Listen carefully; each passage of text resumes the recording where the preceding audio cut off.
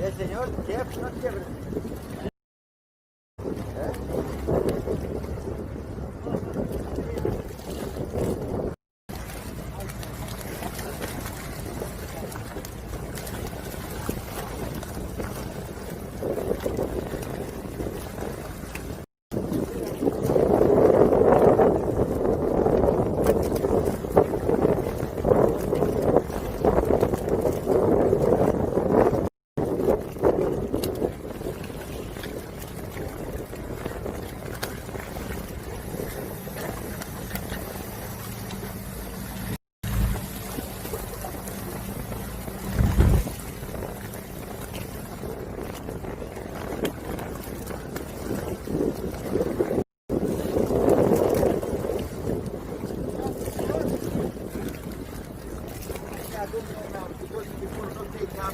Now not come fish same like Abuto.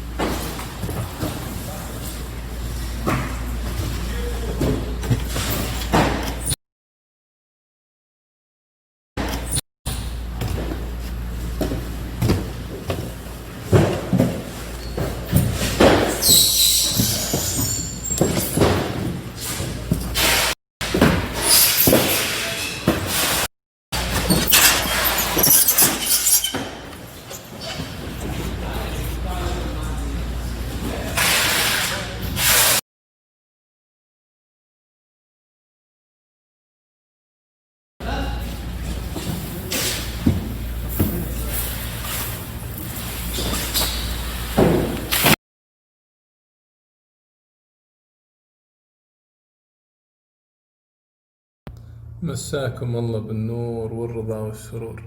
ما شاء الله تبارك الرحمن. عين الصبيطي تبرق، ذكر الله عليها وحواليها. بما أن اليوم حصدنا صبيطي طازج في طازج، قلنا نسويها طبخة سريعة بالفرن. صينية صبيطي بورق الزبدة مع حبتين خضر. من وين؟ من اسمك تبوك.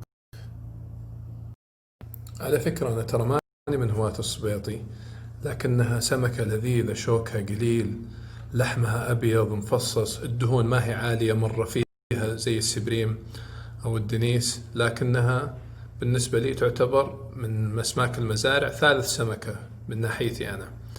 الأولى بالنسبة لي الدنيس، بعدين القاروص أو السيباس الأوروبي، بعدين الصبيطي. في ناس اللي هم أهل الشرقية غالبا الكويت البحرين أهل الخليج العربي يفضلونها سبحان الله، لأنها سمكة تاريخية أساسا وقديمة في المنطقة، ولهم يعني تراث شعبي فيها، فعشان كذا يفضلونها، وسعرها ترى غالي حبتين. ندخل على مكونات طبختنا اليوم. صينية صبيطي بالفرن بورق الزبدة، ونجي على المكونات. عندنا سمكة صبيطي جميلة، فتحناها سنجاري ما شاء الله تبارك الرحمن. هذه كلها دهون البطن، ما شلناها، شلنا الأحشاء، شلنا الخياشيم، شلنا كل حاجة وخلينا الدهون. ليش ما شلنا دهون البطن؟ سبحان الله، يعني غالبية أنواع الأسماك وخصوصا الدهنية فيها كمية دهون عالية، وبالتالي تكون غنية بالأوميجا 3. الأوميجا 3 زي ما أنتم عارفين مفيد للجسم بشكل عام، وخصوصا عضلة القلب، للبشرة، للشعر. فعشان كذا الأفضل إحنا خلينا بعد ما نحطها في الصينية هذه كلها بتذوب وتروح في تحت السمكة وبين اللحم، بالتالي بتعطينا نكهة جميلة خصوصا مع زيت الزيتون. خلصنا من المكون الأول اللي هي السمكة الصبيطي. بعدين عندنا هنا الحشو حق السمكة، طماطم وبقدونس وكزبرة وفلفل أحمر بارد وفلفل أخضر وشبت وبصل. بعدين عندنا هنا البهارات حقة الحشو وحقة السمكة نفسها، كزبرة وبقدونس وملح، ثوم بودر ثوم مجروش، فلفل أسود، زيت زيتون، والخضروات الجميلة هذه، أو أي شيء عندكم خضار في الثلاجة تقدرون تحطونها. هذه التتبيلة نفسها هذه بصورها لكم بعد شوي، بنستخدمها في الحشو مع الخلطة هذه، وأيضا بنستخدمها تتبيل السمكة من برا. وهذا ورق الزبدة موجود في اللولو ماركت، في أغلب الهايبر ماركت موجود، تجيك رولة كذا كاملة.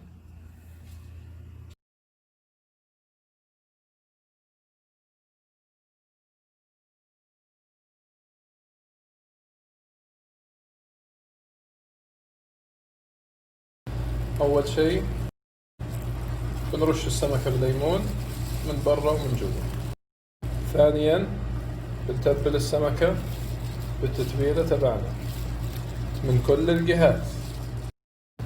الخطوة الثالثة بهاراتنا نفسها بنحطها في زبدية مع زيت الزيتون العضوي مع الخضار حقة الحشو.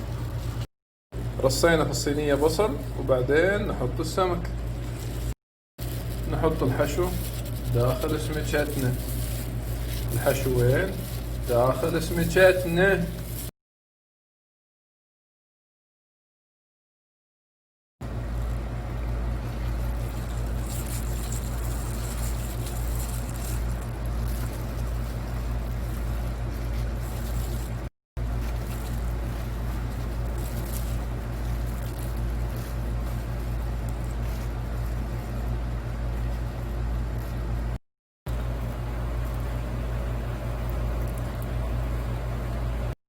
آخر خطوة نغطيها بورق الزبدة، وهذه خطة سرية للي يلاقي صعوبة بالتغطية بورق الزبدة، يعفتها ويكرمشها كذا، بعدين حتسهل عليه في التغطية.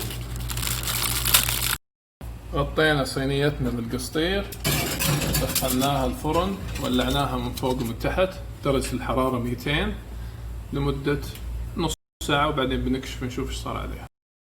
كملت نص ساعة، بسم الله نطلعها، نشيل القسطير ونكشف ورق الزبدة. ما شاء الله تبارك الرحمن.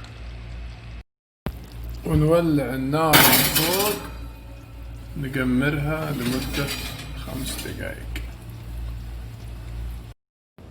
وهذه سمكتنا الجميلة استوت. نشيل الخضار ونوريكم ما تحت السواحل. نشيل الخضار عشان نشوف السمكة ايش صار فيها.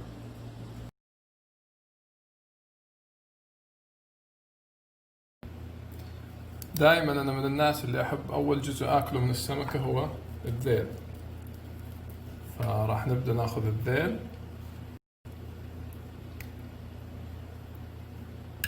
ليش الذيل بالنسبة لي يعتبر ألذ جزء في السمكة؟ لأنه هو أكثر جزء في جسم السمكة يتحرك، هو يعني زي الدركسون حق السمكة، فيكون دائما طري ولحمته ذايبة. نبدأ بالذيل ونقول بسم الله. صحيح أن اليوم يوم الصبيطي، بس مستحيل ننسى الدنيس. شوفوا الطراوة، شوفوا الجلد كيف ينشال. يا ساتر ما شاء الله.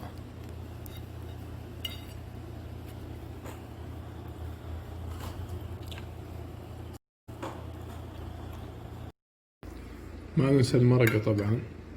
شوف كمية الدهون اللي فيها، صحيح حطينا رشة زيت زيتون لكن تبقى الدهون اللي كانت في النص هنا كلها ذابت. واللي يبغى يستزيد ياخذها من هنا. هذه ما شاء الله تبارك الله دهون شحمية أحسن من شحمة الخروف. شوف الناس ما شاء الله على المفاطيح، أول ما يروح لسبلة الخروف يأكلها. خليكم على هذه. معليش أبثرتكم بس لازم والله تتعلمون. ناخذ مرقة برضو ونسقي فيها اللحمة.